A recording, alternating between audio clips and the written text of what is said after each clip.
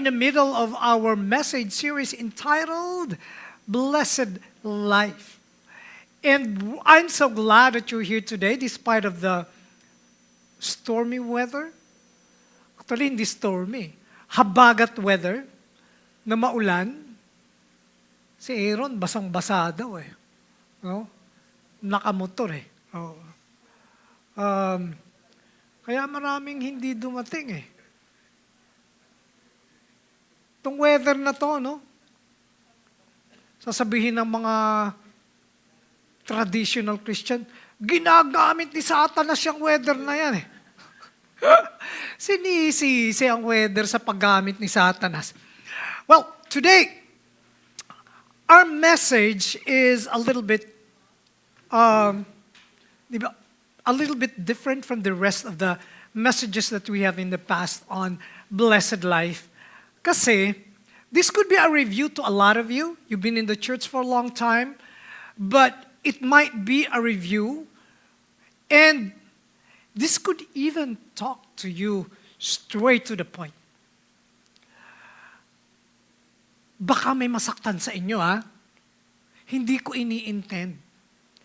But my intention is for you to recognize what is your real position right now. Right, ano ang ating title? Tinitle ko na, wow, ganun pa. Gutom ka, bless ka. Sige nga, sabihin, sa lahat ng mga gusto nang kumain ng tanghalian, read it with me. Gutom ka, bless ka. Sino yung pagdating dito, hindi pa nag-almusal, pero most of you nag-almusal kasi ang pinili nyo is 11 o'clock no? Pero pagdating dito, yung mga hindi pa nag-aalmusal, meron tayong pandesal doon, no? Tapos, kakain ng pandesal. Precious kumakain. Pandesal yan.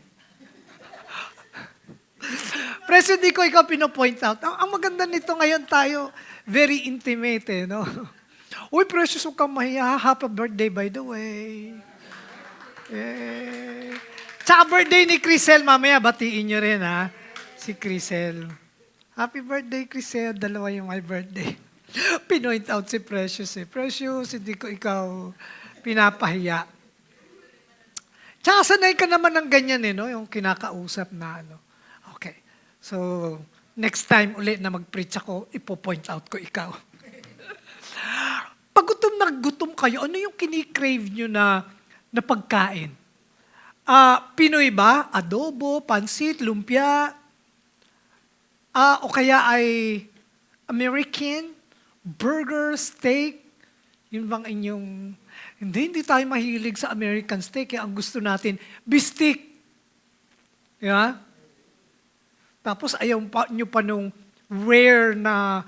Kasi ang mga Americans, yung steak, ang gusto nila, hindi yung lutong-luto. Yung paghiwa, may dugo-dugong lumalabas. Oo nga, hilaw ang tawag. Tayong mga Pinoy, gusto natin lutong-luto. Ano pa? Gusto nyo ba ay sawadika? Yung Thai na food? O kaya ako, Japanese and Thai. Ang favorite ko. Gusto ko yung may gata. Pangit pakinggan, no? Pag mga Batanggenyong, gusto ko yung gata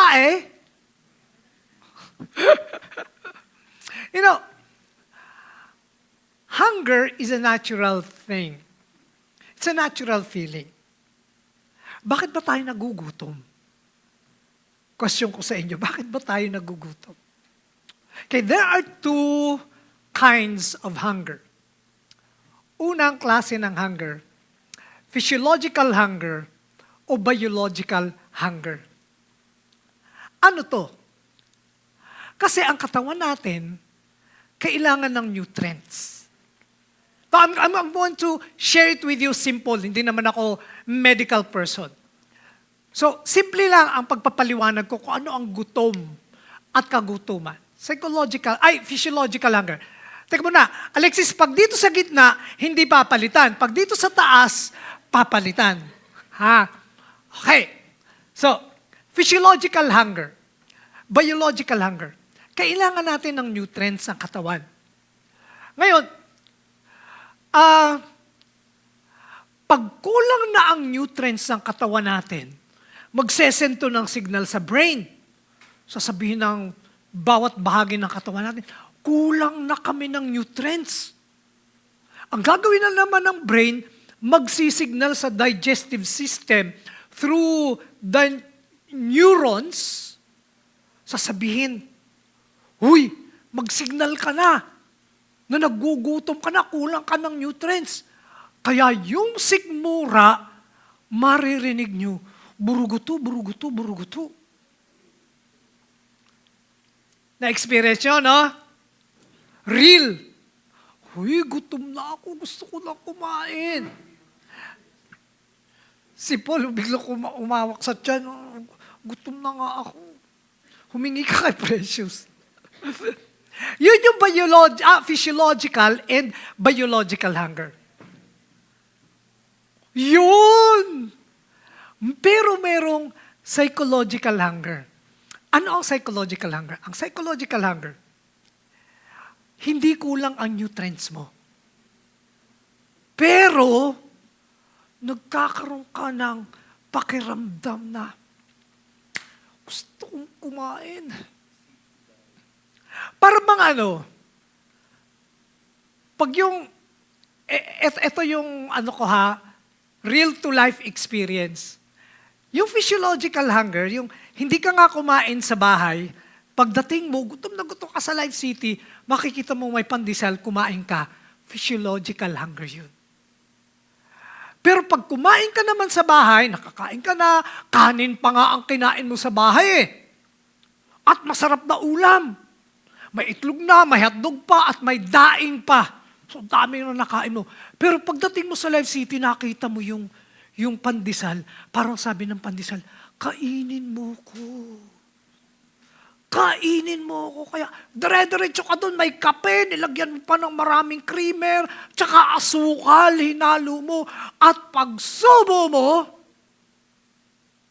kinain mo, pagsubo mo ng pandesal, psychological hunger yun. Mindset lang. Nasasakyan nyo? Kasi ganyan kayo di ba?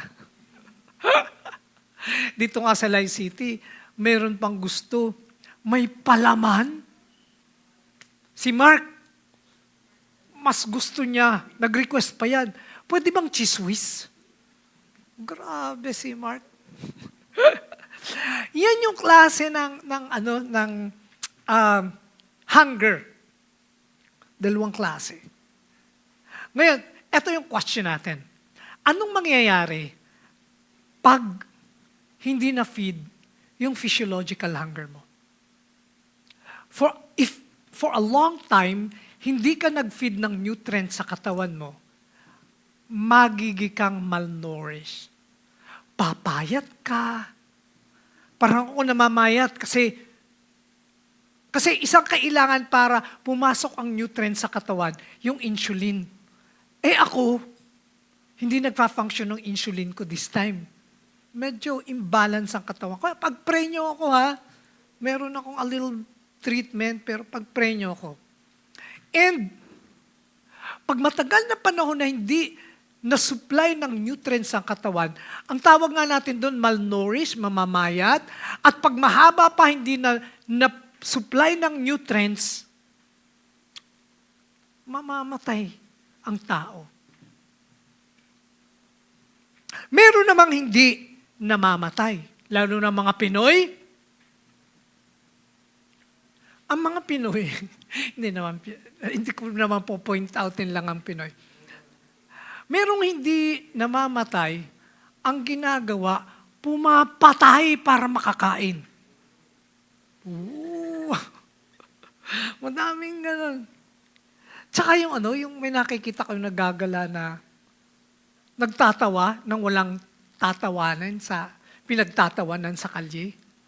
Doon sa amin sa Vito Cruz, ang dami dong naglalakad na nakangiti, walang iningitian at sisigaw-sigaw.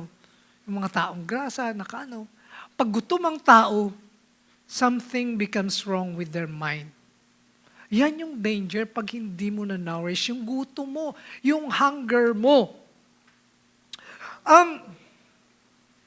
But the thing is, hunger is not only physiological and psychological. There is a more important hunger that is within us. Ang tawag dito ay spiritual hunger. You know, spiritual hunger and physical hunger are almost the same. Kaya lang, if your spiritual hunger is not fed in, you become spiritual na malnourished and you will spiritually die. Mas delikado ang spiritual death. Kasi this is worse. Yung physiological hunger, physiological death, pag na-feed mo, o kaya pag hindi mo na-feed, pag namatay ka, pwede kang ma-resurrect uli. But ang spiritual hunger at spiritual death, pag hindi na-feed at namatay ka spiritually, you will forever and eternally be gone. Mas worse yun. But something is good with spiritual death. Last week, inintroduce ni Kuya Arnold yung God's economy. Something is good with spiritual death. Kasi ito yung part ng ating title eh. Gutom ka? Bless ka. Kasi in God's economy, kung gutom ka, ano nakasulat dito? Pakakainin ka. Sa spiritual hunger. Kung gutom ka in God's economy, pakakainin ka ng Diyos. Yan yung part ng Beatitudes sa Matthew chapter 5, verse 6. And we read it all together. 1, 2, 3. Blessed are those who hunger and thirst for righteousness, for they will be filled. In God's economy, kung gutom ka, you will be filled, pakakainin ka. Clear? I hope it's clear. Huh? Sadly, a lot of people, and it could be you or me, or a reminder sa'yo bilang mananampalataya na or a believer na ni God. Hindi natin nare-recognize yung spiritual hunger. But there's a fact about human. According to a 1600 French philosopher, mathematician and inventor, and his name was Blaise Pascal or Pascal. Sabi niya, there is a God-shaped vacuum in the heart of every man, which cannot be filled by any created thing, but only by God, the Creator, made known through Jesus. Yun daw, buhay natin, ang puso natin, ay merong isang vacuum na ang makakapag-fill in lang ay si God. That no matter what you feel in it, tuloy-tuloy pa rin yung emptiness, yung sense of emptiness na nandyan. It will always feel like parang square peg na ilalagay mo sa round hole. Alam niyo yung laruan ng mga bata na it's either bilog o kaya ay box, na mayroong mga butas na star, bilog, circle, rectangle, square, kung ano-anong shape, triangle, na mayroong mga pegs na ipapasak mo doon, pero dapat doon sa tamang shape. Kasi, Pag yung square peg ang ilalagay mo sa round hole, kahit anong pasok mo, papasok hindi. Hindi. Pag pinilit mong pumasok, anong mangyayari? It's either masisira yung peg or masisira yung butas. It's the same thing with our spiritual hunger. That spiritual vacuum in our heart. Kahit anong ipasok mo sa buhay mo, pag hindi si God, masisira ang buhay mo, masisira ang pagkatao mo, and you will continue to be drained spiritually, malnourished, and you will eventually die. I have a big question. Maraming questions ko. Una, ano ang mga square pegs na ipinapasok mo sa buhay mo ngayong mga panahon na to? Na hindi ma-fill in ang round hole. Ano yung mga cravings and hungers mo na hindi si God? Saan mo ni-spend ang money mo at ang iyong time? What are you mostly thinking of?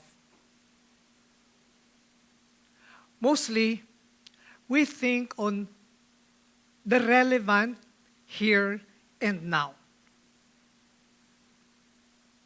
Kadalasan iniisip natin tungkol sa trabaho natin.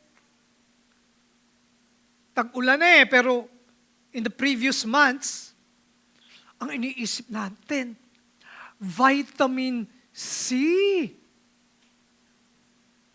Boracay, Siargao, Baler, Sagada, Hangkang, Taiwan, Singapore.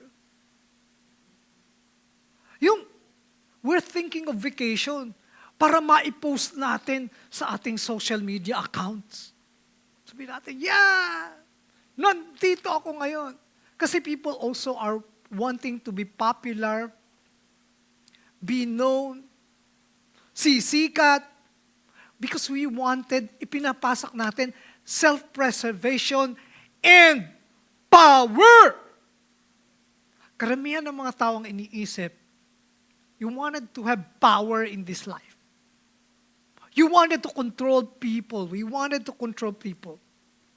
So ang question ko, kumusta ang social media engagement mo? Are you feeling in with social media popularity? Kasi people right now do a lot of things just to be popular. TikTok. Diba? Well, I'm not here to condemn you, ha? I just would like you to recognize and be aware of what are you hungering for. Kasi if you come to think of it, hindi naman masama ang work. Hindi naman masamang magbakasyon. Hindi naman masamang maging relevant. Di ba? Mga babae, sometimes you feel in yourself with fashion. Hindi naman masamang maging maganda, no? Pero, if all of these desires go beyond your desire for God, yun dangerous na yun. That becomes more dangerous. And sadly, a lot of people are harming other people just to fill in that hunger, that craving outside of God. Nangyayari ito sa top leadership ng mundo, ng mga countries, down to the corporate world na kung saan kayo nagtatrabaho, at kahit sa street level. Kaya sa street, may mga nanghahablot ng kung ano-ano . Yung bag, wallet, cellphone, pero daw ngayon ang cellphone hindi na ini-snatch, di ba? Less na yung balita na nag-i-snatch ng cellphone. Kasi pati mga snatcher, may cellphone na rin . At iPhone pa. So, nakikita nyo, I hope you see the relevance of hunger, the reality of the world.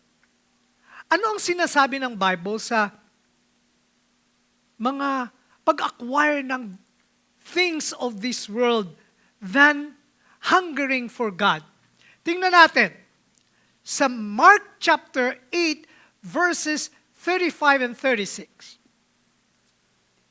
If you try to hang on to your life, you will what? You will lose it. But if you give up your life for my sake, for Christ's righteousness, for God's righteousness, and for the sake of the good news, you will save it.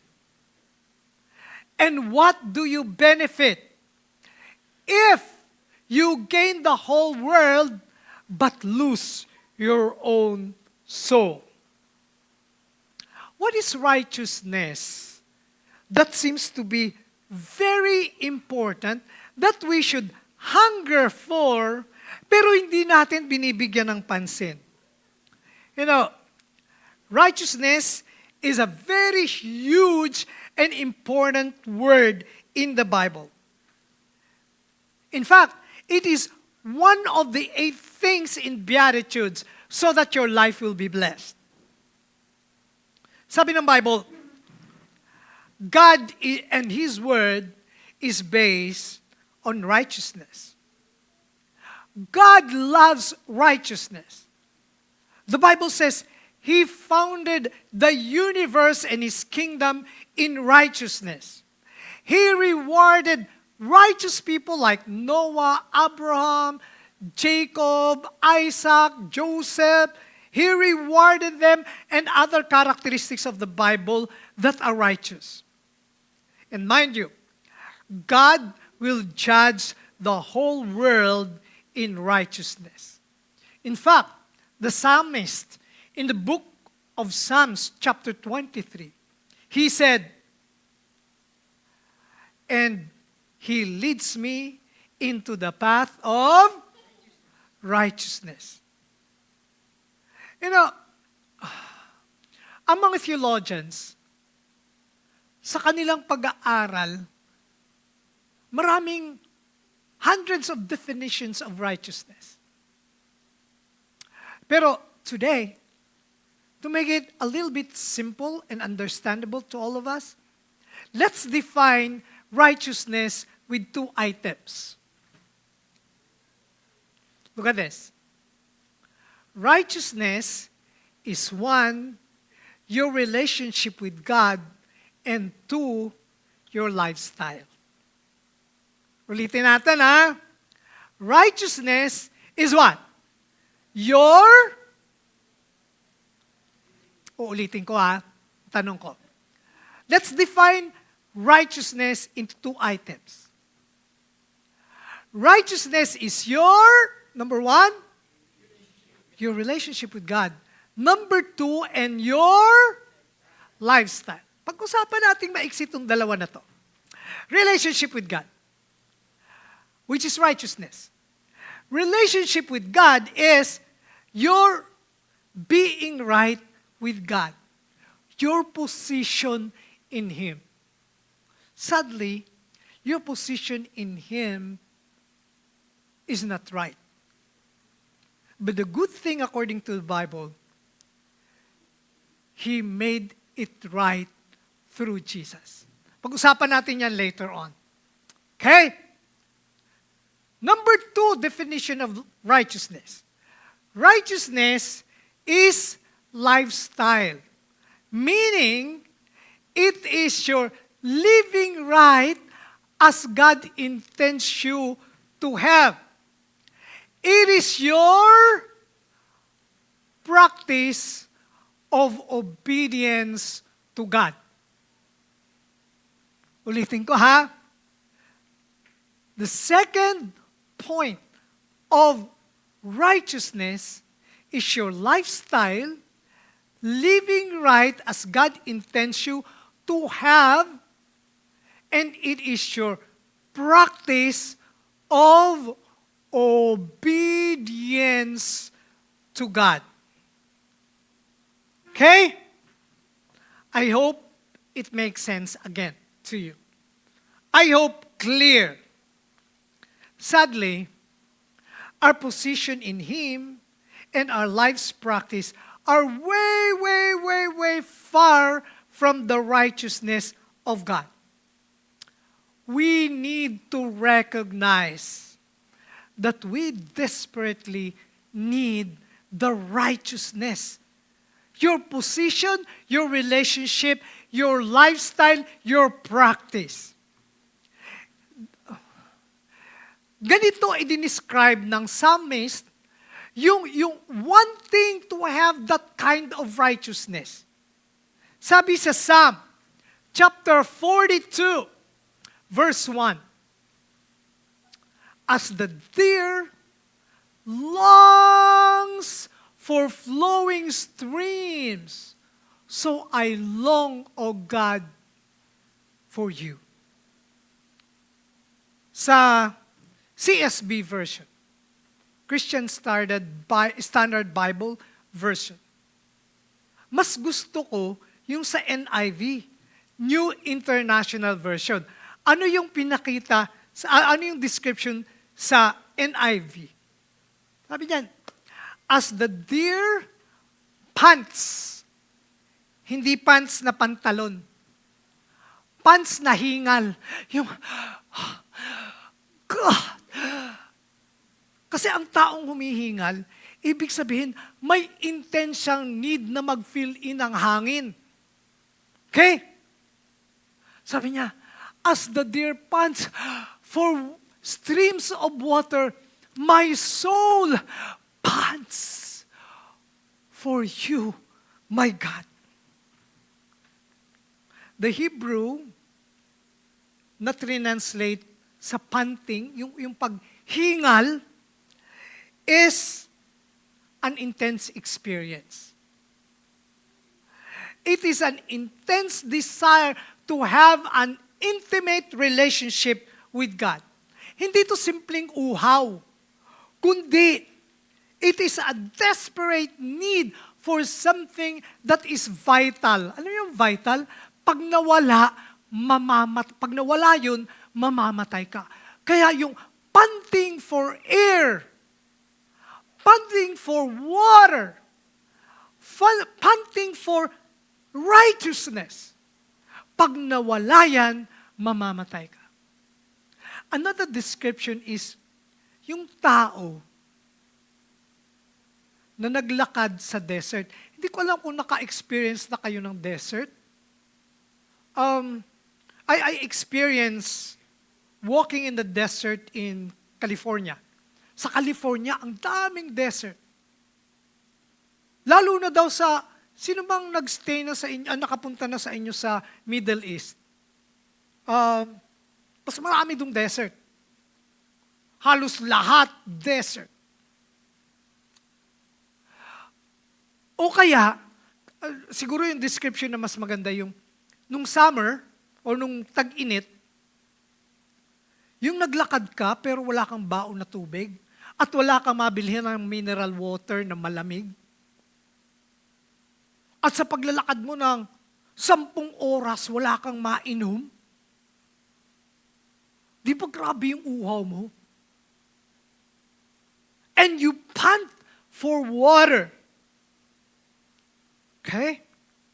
Like the deer and a man in the desert, o sa mainit na panahon na naglalakad na tao, I would like you to recognize that you are hungry and thirst for the righteousness of God.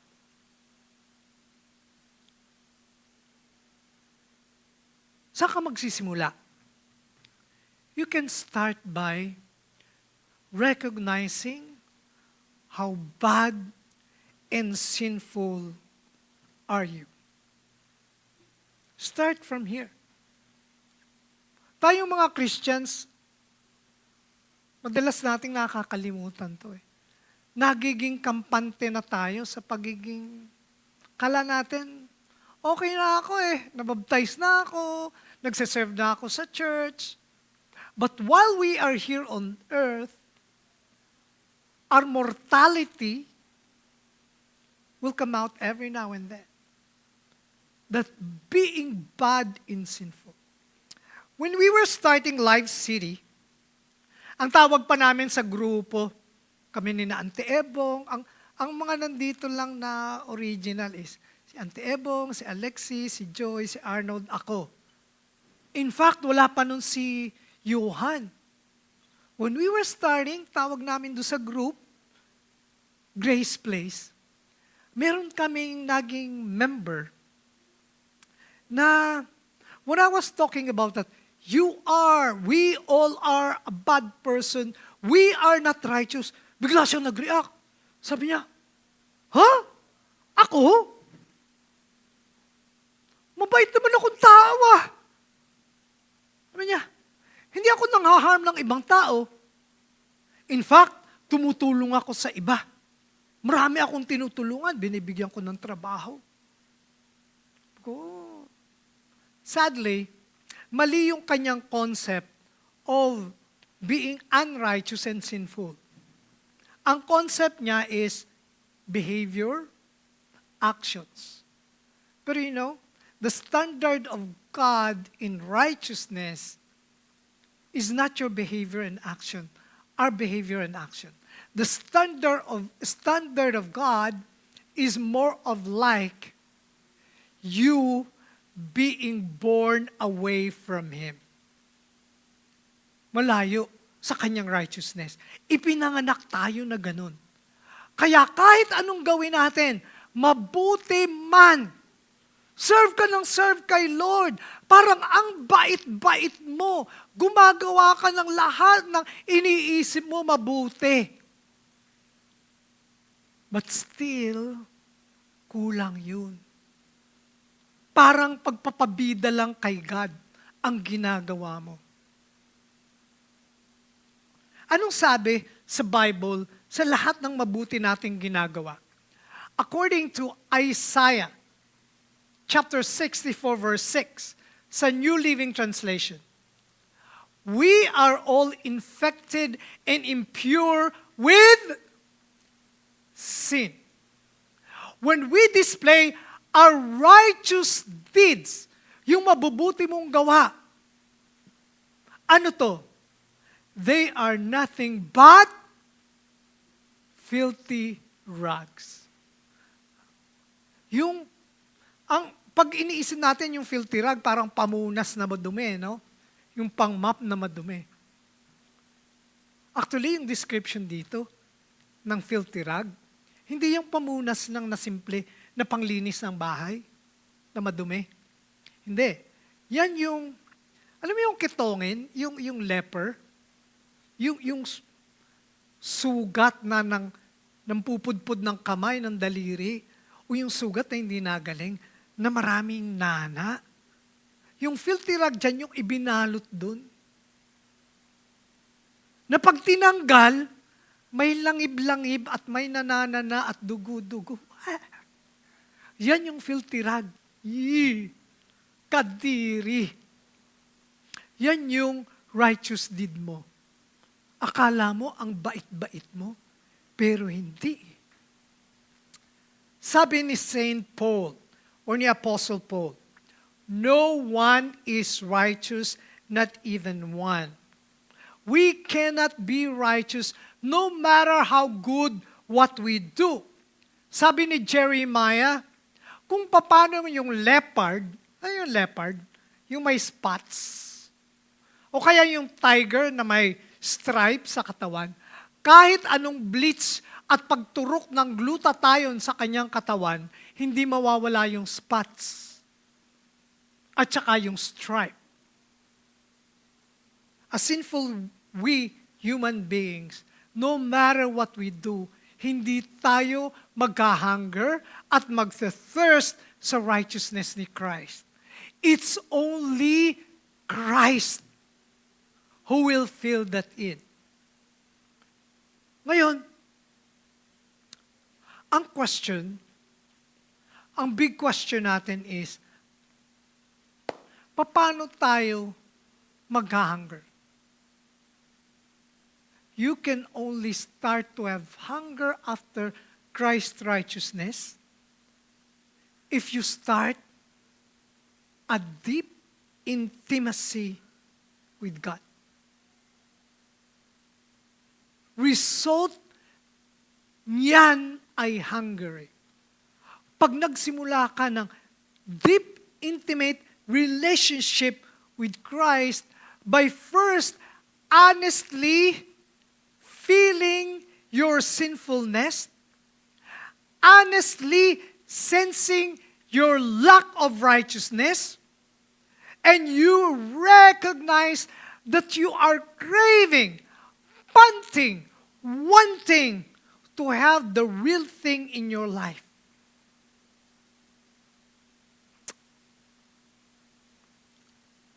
Your position and your relationship with Him, your lifestyle of obedience to Him.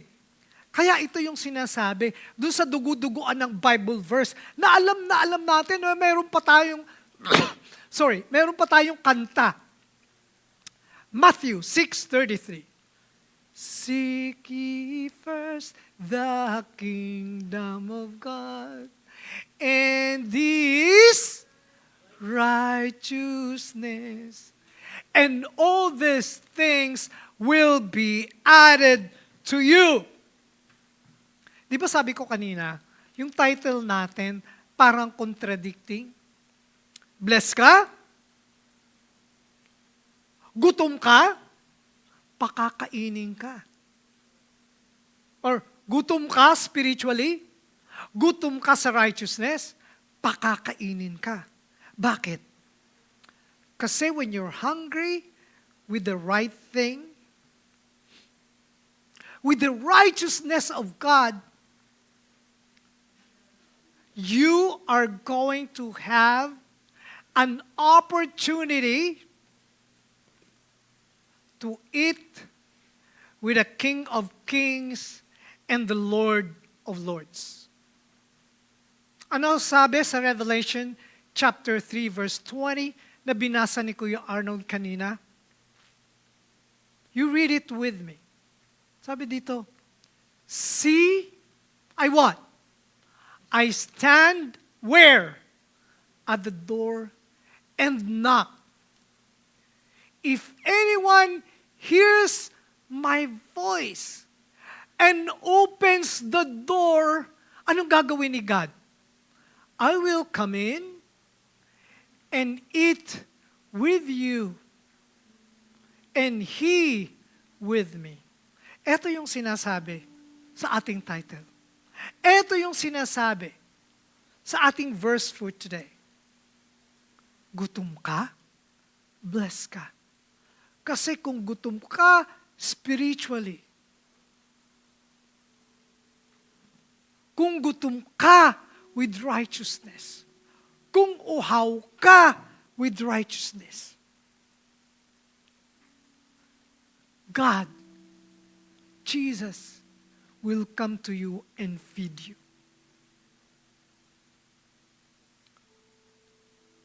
Hindi mo papapasukin ang tao na hindi mo kilala, di ba? Ang papapasukin mo at pakakainin with you sa bahay mo, yung tao na kakilala mo. When you know Jesus, He will come into your life. He will eat with you. He will feed you. He will give you spiritual nourishment. Let me describe to you a picture when you have an intimate relationship with God. Mapupuno ka. Kasi pakakainin ka niya eh. Mapupuno ka, bubusugin ka ng goodness, ng love, at ng care ni God. At pag binusog ka ng kanyang goodness, love, and care, alam nyo, He will become huge in your life. Alam nyo yung nangyayari? Yung mga earthly difficulties mo, yung mga concerns mo sa mundong ibabaw, liliit. Kasi ang lalaki, ang righteousness ni God. Yung problems mo, financially, problems mo sa work, yung mga concerns mo, yung concerns mo sa relationship mo, yung concerns mo sa health mo, magiging secondary. Yung akala mo, naglalakihan na problema, liliit.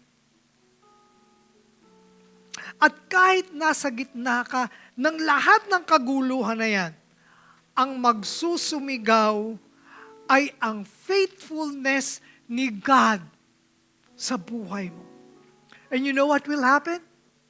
Pag yung faithfulness at ang righteousness ni God ang lumaki sa buhay mo, you're going to have peace that will go beyond your understanding. Hindi mo maintindihan bakit ang dami-dami mong problema. Pero ang malaki si Christ. So magkakaroon ka ng peace.